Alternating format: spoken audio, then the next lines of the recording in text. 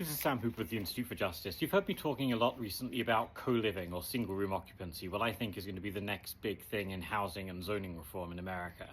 We're about to drop new model legislation on this topic called the Room Act, which stands for Restoring Options in Occupancy Models, which will make it legal again for people to rent just a room, whether it's in a single-family house all the way through to big premium adult dorms. We think that as a matter of basic property rights, people should be able to do that.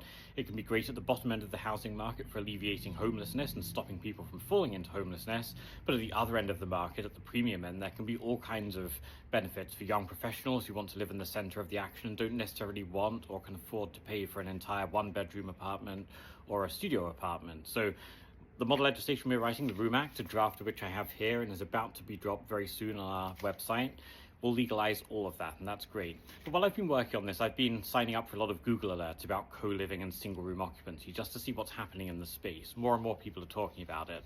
And I've been reading some real horror stories recently, and they don't cast shade on what we're trying to do, but in fact they show how important it is that we actually legalize this form of housing.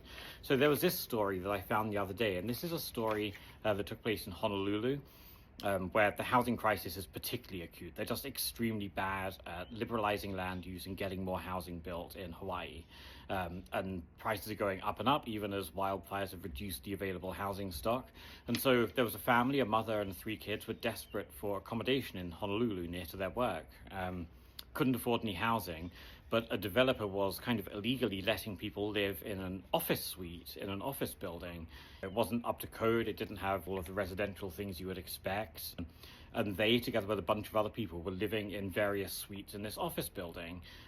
And because it was unregulated, it fell into complete disrepair and ruin. The bathrooms stopped working, eventually the air conditioning stopped working, the power stopped working. At one point, they cut off the power altogether. When the city found out this was going on, they told the developer to shut it down, and the developer just turned off the power and tried to evict everyone. So this is bad for everyone, right? It's bad for the tenants, it's bad for the city, it's bad for everyone. And so what can we do about this? If you don't want these kind of illegal things to happen, then you have to legalize the right kind of housing in the first place. It's kind of one of those Jurassic Park things, right? Nature will find a way. If there's a housing shortage, people will cram into whatever housing is available. That housing should be cheap, safe, and abundant. And one way to do that is by legalizing single-room occupancy, making it possible to convert offices properly into adult dorms, into one-bedrooms, into studios that share kitchens and bathrooms collectively as a unit. That's a great way for people to live close to the center of the action in high-demand cities while keeping their costs down. That's what our bill, the Room Act, is going to do. I look forward to sharing it with you soon. This is Sam Hooper with the Institute for Justice.